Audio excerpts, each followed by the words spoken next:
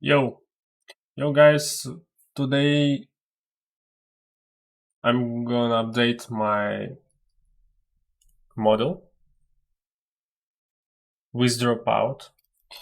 As you can see, after we add mini batches, the model its iteration become faster and also accuracy grow up.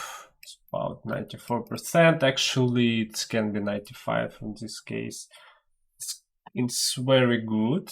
Mm, the next step, as I said before, I would like to add uh, dropout into the model. The dropout, what's exactly I mean when I speak about dropout?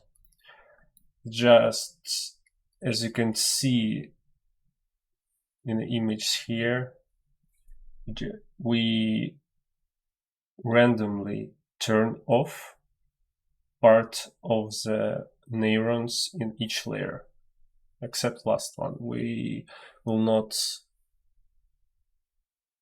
turn off the last layer because our model will not work at all. So as you can see here, we will have actually keep probability here, coefficients, and what actually it's mean. If we have like 0.5, it's mean 50% neurons will only work.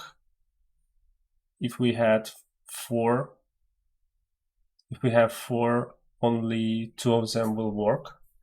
If we have keep probe, for example, 0.7, I mean 70% will work and 30% turn off. In this case, 1, 2, 3, 4, 5 will work and 2 turn off. Why actually we would like to use it?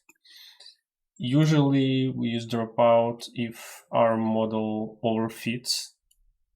As you can see in this image, it's kind of overfitting here, and when we drop out, we see much more, and model can learn better. In this case, it's more like understandable what actually the model iterate. And my note, when we implement dropout, we will implement kimprop and create the matrix with the same dimension as matrix A3.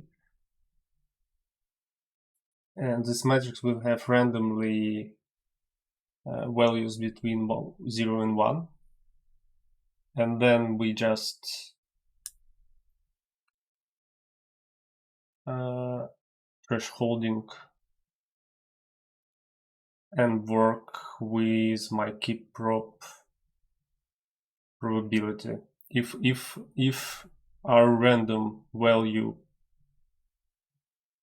will less than 0.8, our this neuron keep true, it keep work. If this one will more than 0.8, it means this neuron we should drop and it's going to false, and we will not use this during the iteration. Kind of easy. Let's go actually from our model. When we update our code, actually we will update two functions, actually four functions. It's one for linear activation and function L model forward, and the same for the backwards. The main idea also that we usually expect dropout only for train model. Probably don't use it while test. Let's start from linear activation.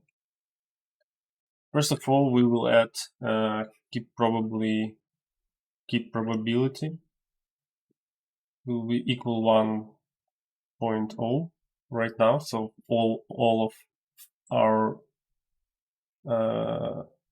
neurons will work in iteration. But what we will do, as we can see in my notes here, first of all, we create a dropout mask. It's a dropout mask and multiply the matrix into this mask. I'll make this mask none. And then if our keep prop less than 1, then we actually create a mask and p random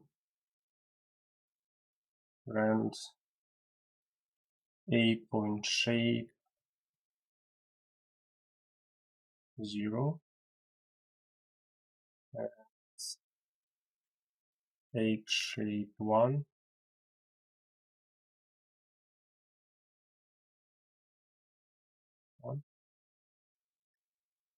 and it should be less than equal.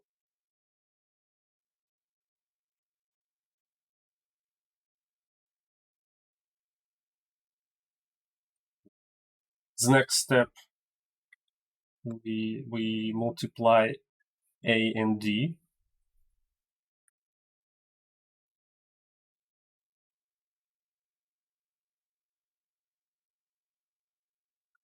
A and d.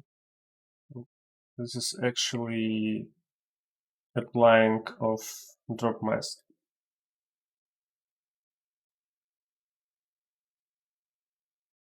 And then a equals to a divided to keep prop.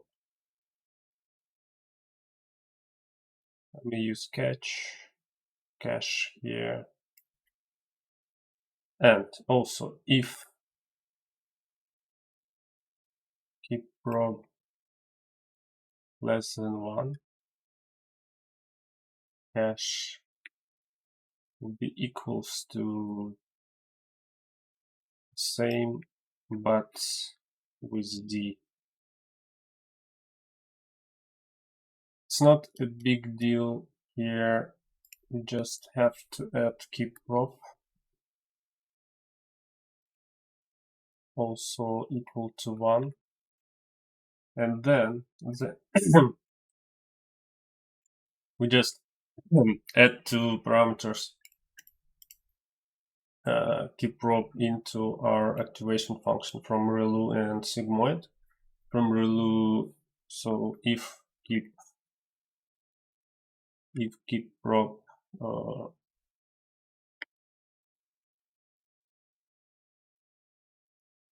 if L less than L, because we will not use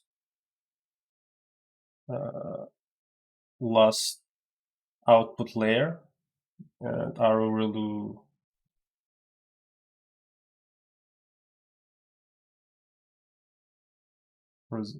only for hidden layers, and just for sigmoid we just use keep prop equals to 1.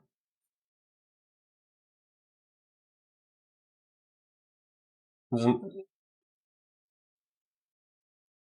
all other codes still the same. This model should work correctly and actually do the same from any model backward. So we just clarify that it will work only for relu activation, not for sigmoid function.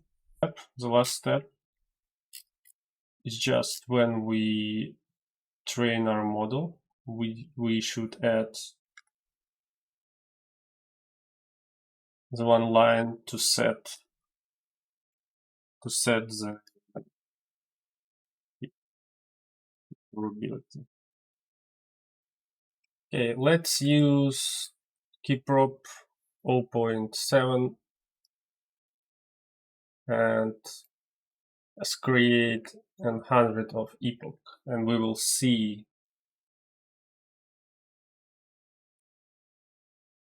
our accuracy. But as you can see here, after 50 iteration, it's not a big deal here. Our cost not like going up. Yeah, you can see our accuracy, it's about, we just add about 1%. But anyway, we implement, if we will have a bigger layers dimension, it will be great to use dropout into the model. Okay, thank you. Anyway, we implement, if we will have a bigger